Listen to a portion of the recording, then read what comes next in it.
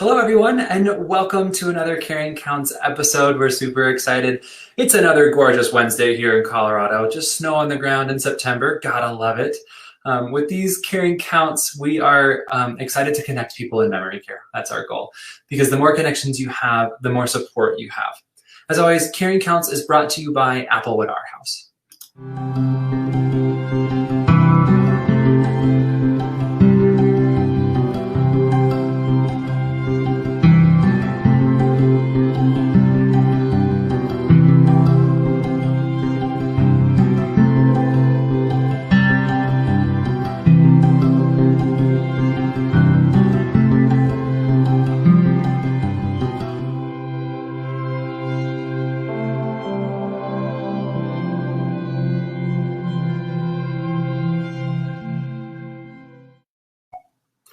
Well, today we have Amy Herrick from Care Patrol. Amy, thank you for being here. Thank you so much for having me, Taylor. Absolutely, absolutely. We're happy you're here. Can you tell us a little bit about yourself? Sure, be happy to. I've actually been in the senior industry for 26 years. I managed assisted livings and memory cares for 20 years, and I'm starting my 6th year with Care Patrol, placing seniors into memory cares and assisted livings. Okay, great. So lots of experience. Love that. Lots of experience, yes, lots of experience. Great. And what is Care Patrol? Let's jump right in. What is that? If I have never heard of that before, what do I need to know? Yeah, I'd love to explain it to you.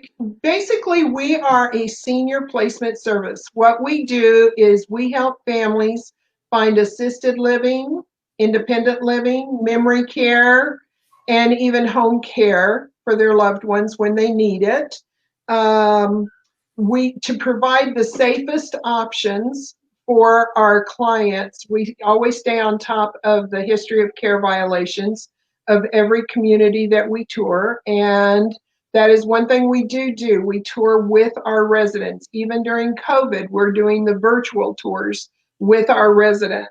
And in non-COVID times, we actually would pick them up and take them and would physically tour with them, because most of the time when we're working with our residents, they don't even know the questions to ask.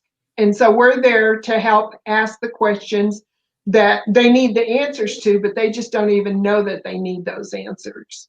And then the best thing is we are a totally free service. So the way we get paid is if one of our clients that we are working with, that we refer to a community, moves into that community, then that community pays us a contracted fee. So we do a lot of education with our residents and our clients and their families, and they don't pay us for any of it. It sounds like Care Patrol is very much a local placement service. It sounds like you know the communities around here in Colorado very well. Is that the case? That is the case. Actually, Care Patrol is the oldest and the largest senior placement service in the United States. I just yesterday was talking with one of our Care Patrol agents in Milwaukee, Wisconsin, because I have a client that is, the kids live here, but the dad lives there. And so we're going to place him up there. But we are the oldest and the largest. But here locally, we actually have 4 Care Patrol agents. Well, I shouldn't say agents, but companies that cover all of Colorado. Our particular area basically goes from I-70, the Wyoming border. And then there's another one that covers all of Denver Metro and going east and west. And then there's another one that covers the Castle Rocks, Highland Ranch, Parker area. And then another one that covers Colorado Springs and Pueblo. So we have the entire state covered. Great. And you mentioned the cost. Let's back up a little bit. If I'm someone that needs, maybe I don't even know about a placement agent. I don't know what that is. When do I need to start going, okay, do I need a placement agent? I need to start looking at assisted living. How do I find you? And I guess, how do I know I need to find you? Does that make sense? It does. And it's interesting that you asked that, Taylor, because actually I didn't even know these people, senior placement services, existed up until probably, I'm going to say 8 or 9 years ago. And I had been in the industry for 20 years. But there are over 400 assisted livings in the Denver metro area. We're not even talking northern Colorado. We're just talking Denver metro. And we are the experts on those communities. We know what kind of, and we've been in all of them. That's one thing. When anybody first comes on with Care Patrol, they literally spend the first 2 months just going from community to community to learn about it, because every community has a different feel about itself.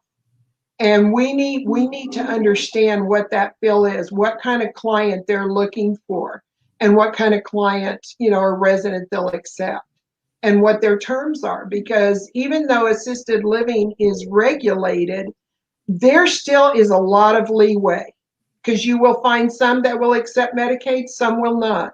Some will do a one-person transfer, some won't do any transfer, some will do a two-person transfers.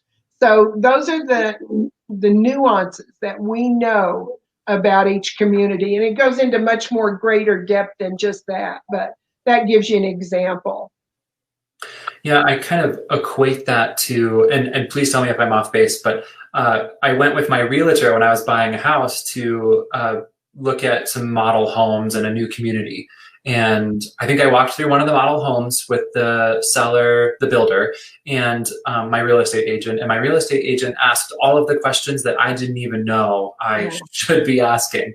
Is that something kind of similar to? It's very similar to that. In fact, we tell people, I'm telling people all the time, we are like a realtor that specializes for seniors to take them to communities. Exactly. Yeah. Because Awesome. there's just so much to know that you wouldn't even think to ask. I think one of the things that break my heart the most is when we get a client that has, the family did not know to use us, and they move them in because the family's all enthralled with all the bells and whistles at a community, and they go in there, and 4 years later, the people they've used up all their money. And they just assume that if you go in there and use up all your money, that somehow somebody's going to pay for it. And usually they expect the government to do that, and the government doesn't do that. Medicare and Medicaid don't just come in like that. So we really, a huge part of our job is vetting our clients to find out what their financials look like, and educating them on the best places to go based upon basically 3 things. What kind of care does the resident need? What geographical location do they want to be in? And 3, what are their finances? Yeah, I'm going to get into the finance conversation here in just a few minutes with you, because I think that is a very important part. Before we do that, a question I would like to pose to you is, when I go on Google and I search for senior placement service, a lot of the times A Place for Mom and caring.com, they pop up. How are you different from those two services? That's an excellent question, Taylor. They are an internet-based service only, meaning that they do not have, most of them do not have local people that have been into the community. So one complaint or concern that I hear often, very often, is a community in Brighton, and for those people that are local will understand this, are getting referrals for people in Highlands Ranch. And if you go into one of the internet-based services like that, you could get somebody in Minnesota who's answering the phone, and they say, oh, you want to be in Denver? Well, okay, we'll send these out. And so they send out all these referrals to the communities as well as to the client. And the person in Brighton knows good and well the person lives in Highlands Ranch. They don't want to be in Brighton. So that's a huge difference, is that they don't understand, number one, the geographical location of Denver, and they have not physically been in these places. And they don't know if they will accept Medicaid or not. Because when they're signing up for that, they don't know that they're going to need to be on Medicaid in 3 or 4 years, because they don't understand how it plays in. They just assume that the government's going to take care of them when they run out of money, and that just doesn't exist. Right. So let's jump into that. I guess one more question before we do that. You bet. What is the difference between independent living, assisted living, skilled nursing? There's a lot of different options out there. Where does memory care fit into this, and how do I know which one I need to go to? That is an excellent question. And there are several different aspects of each one of those. Like in independent living, you have your 55 retirement plus retirement centers, where you have to be 55 years of age. Usually they do not serve meals there, but it's like an apartment type complex. May have an underground parking. They may have social activities for the residents, but they don't serve meals. Then you have some retirement communities or independent communities that will serve meals, will actually have a third-party home caregiving company on site, that if you need scheduled care, they can do that for an additional charge. So it's knowing those differences like that. That's independent. When you get into assisted living, usually you're going to need some help with one of what they call ADLs, or activities of daily living. So that's either you may need help showering, you may need help transferring from getting out of bed or getting out of a chair. You may need help getting dressed. And the degree that you need that can vary from, I just may need a button done, to where I actually need, because I've had a shoulder injury, I may need somebody to actually help me put a shirt on, okay? But in assisted living, they will assist you with that kind of care. In a skilled nursing facility, they are going to have a doctor and nurses on site 24/7. And usually you would go into a skilled nursing if you have some kind of medical procedure that needs to be done on a regular basis, such as maybe you have a G-tube for feeding, and you need to be fed that way. That wouldn't fly at an assisted living, but you could do that at skilled nursing. Most people are very surprised how much care some skilled nurse or some assisted livings will actually do. Where memory care comes in is the memory care can be licensed under assisted living, or it can be licensed under skilled nursing. So first of all, you have to understand the community and what their licensing allows. But please understand that I would say 50 to 65% of the people that live in any given assisted living have some form of dementia, if for nothing other than their age, okay? And they may not have a formal diagnosis of dementia, but yeah, they don't remember where they put their keys, or they're not quite sure how to use the remote, for the TV and that kind of thing. But that doesn't mean you need memory care. Memory care usually means that it is a secured facility, meaning that you cannot leave it. In an assisted living, you can come and go as you please. They just ask you to sign out when you leave and sign in when you come back in. In a memory care, you can't do that. So you would need a memory care if your loved one is a flight risk, meaning that if they were to walk out that front door they wouldn't understand to get back in, you need to go back in that door. Or they may try to escape and go to their home because they know this is not their home. So, they need to leave this place to go to their home. Under those circumstances, you're going to need a memory care. Does that help you? It does. It does. I think what I'm gathering from this is there's a lot of options out there. And what if I had a loved one that's just been diagnosed with Alzheimer's or dementia or needs some sort of care? I need to start asking around and learning more as much as I can around what type of care facility or community my loved one or myself needs. And that's whether that's calling the community themselves and saying, I have these needs, can you point me in the right direction? And I think anyone in this industry would say, yep, here's the person you're going to need to call. Or calling someone like you, a placement service, and really having my options completely go on.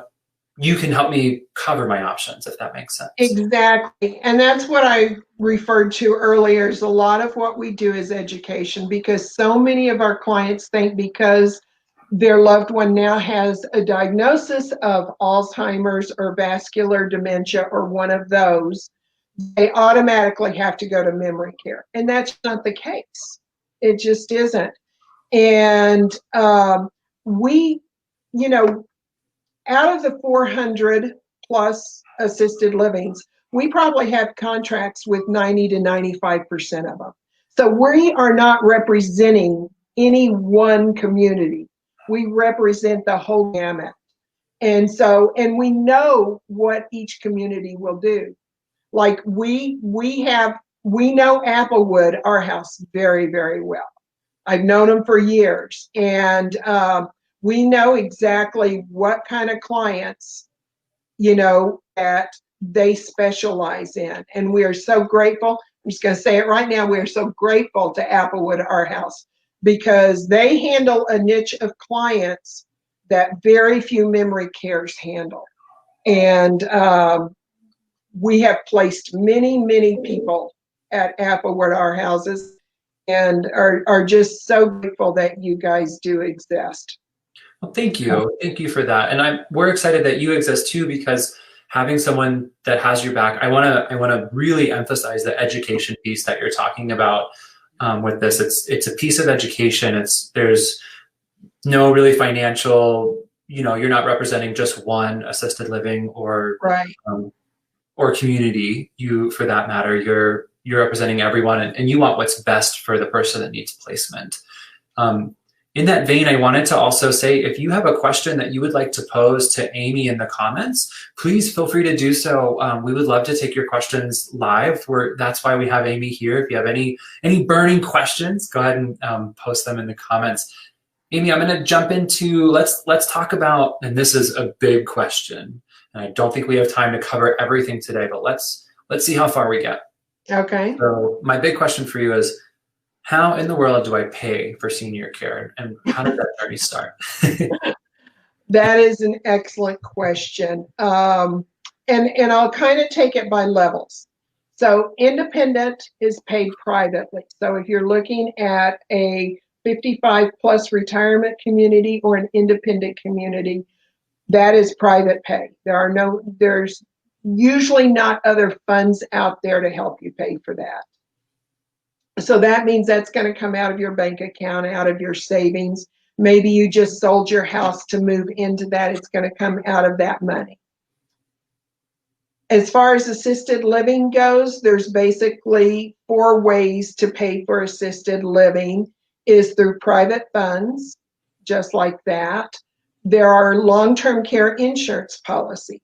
So if your loved one has one of those, that will help pay for it as long as you are receiving help with 1 or 2 activities of daily living. So long-term care insurance policies, private pay. There is the VA aid and attendance, which is available to veterans and spouses of veterans and it's according to the dates that they served. It has nothing to do with any kind of disability or anything like that. They basically had to serve 1 day during set time periods. They had to have an honorable discharge. And then that's the third way. And then the fourth way is through Medicaid. So those are the four ways that you pay for assisted living. When it comes to skilled nursing, it's going to be private pay or Medicaid. Okay. And so that's another piece of education that you help your clients with. Is that correct? We do. Basically, Taylor, when we get a call, let me just kind of paint a picture of what that looks like. We get a call, and we get calls from clients. We get calls from hospitals, a lot from rehabs, a lot from doctors' offices that say this person needs to now move to, assisted living. I'm going to use that for example. What we do is we sit down with that client, usually over the phone. Sometimes we will have face-to-face meetings with them. We try to do that. COVID times, that's not worked out.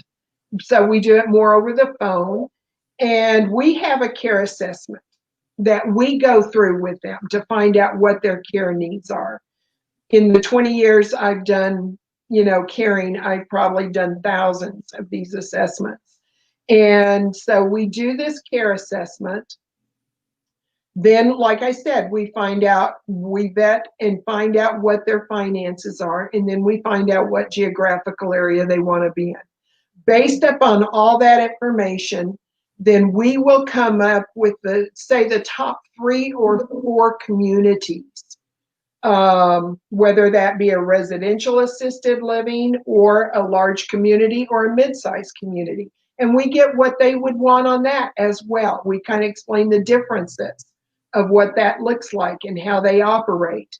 And fortunately, I've operated all 3 of those, so I can really speak to that firsthand. And we explain that to them, and then we will come up with 3 or 4 communities. We will tour them at each community and then help them, just go back and forth over the pros and cons of each one and help them come to a decision. But they make that decision. And it's not a lengthy process. I mean, if we have a week to work with, we're sitting fine. We do emergency placements right out of hospitals that take 4 hours. And there are certain assisted livings that will do that. And there are those that won't. So the hospitals call us on a regular basis and say, okay, we've got a client that typical scenario, they fell, they broke their hip. They've gone in, they've had hip surgery. They're now gone to the rehab.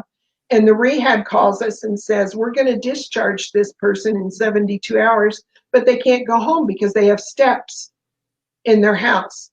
And all their living is on the bottom level, but their bedrooms are on the second level.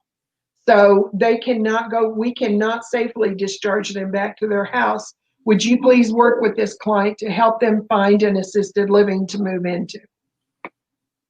And a good part of our business is that type of business. And so we can make that happen in 72 hours. We also know that we can appeal that. If we just really feel that they're not ready to move on, we'll encourage the family to appeal that decision, but we'll explain the pros and cons of the appeal situation as well. It's really exciting to talk about this industry and the business of things being a team between the hospitals, the rehabs, the placement people like us at Applewood, our house. It's really a team here. And when you do call in somewhere, whether that be to Amy or to us or wherever, we'll point you in the right direction based on your needs. And it's that education piece. And I'm so happy that's kind of the overarching theme for this episode of Our Caring Counts, because education is so important, and it's how you're better prepared to make these decisions for the future. You're absolutely right. And, a lot of the referrals we too also get is from assisted livings that now have a resident that has wandered out, or is, the dementia has increased so much that they can no longer handle them. And they'll call us and say, would you work with this family to help them find, because they have to, according to Colorado regs, give them a 30-day notice to move. And so we know we've got 30 days to work with them and get them into a community where they'll be safe and secure. That's great. So to bring this kind of full circle, I have one more question for Amy. I wanted to give our viewers another chance to ask us any questions live in the comments. If you have any questions you wanted to pose, please do so. We're getting close to our time here. But the last question I have for you, Amy, is you talked a little bit about Medicare and Medicaid. What are those and what do they pay for? And how does that Excellent question. I wish they would have named these a little different because they get very, very confusing. Medicare is basically health insurance for people that are 65 or older, or if you're younger, for disability. Okay, that's Medicare. Think of care. Medicare is health care. It's like your insurance. Medicaid is aid, CAID for aid, okay, for low income people. And it is just assumed by so many that one of those will pick up. Well, they don't. Medicare does not come into play in paying for any room and board or meals and rent in assisted living or in skilled nursing or in memory care, okay? Medicare is health insurance. It will pick up if you have somebody that's in a skilled nursing that's in the rehab side of the skilled nursing.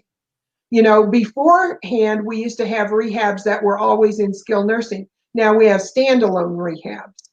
And it'll help pay for their rehab, but it won't pay for their room and board. Now, for the first 20 days, once they get in there, it will pay for everything. But after that 20-day period, it doesn't. It doesn't pay for that anymore.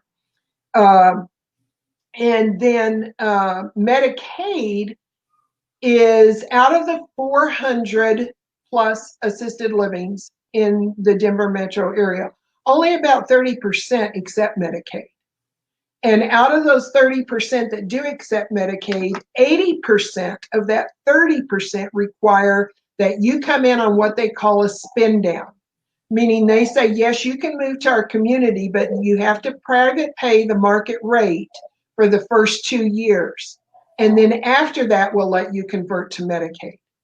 So we educate our people. You don't want to spend all your money in home care coming into your house and then go directly into a Medicaid community because they're just not that nice. They can't afford to be ones that live strictly off Medicaid because the reimbursement rate is too low to make ends meet. And so when you get into these communities, it is the private pay that a lot of time is carrying the Medicaid.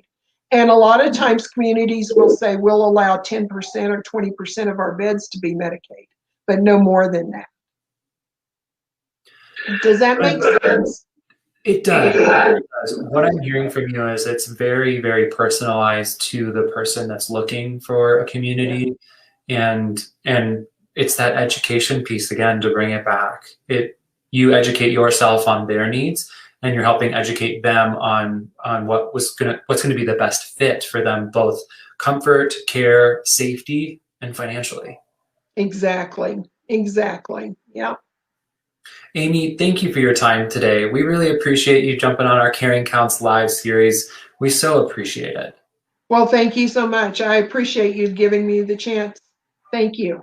Absolutely. Amy, hang out for just a second. I wanted to remind everyone we have our annual Caring Counts event coming up. It's going to be in October. This year's event is totally complimentary and it's all online. It's going to be 7 days, so Monday through Friday at 12 p.m., starting on October 12th. So October 12th, 13th, 14th, 15th, and 16th at 12 p.m. for this complimentary event. It's a Caring Counts Alzheimer's and Dementia Conference. You can register via our Facebook page. We have an event on Facebook, or you can go to our website, and I'll post that website here in the comments as soon as we're done with this live. Amy, thank you again. We really appreciate it. Everyone, we'll see you in 2 Wednesdays. We're going live every other Wednesday. We're super excited about this series. We hope you are too, and we'll see you then.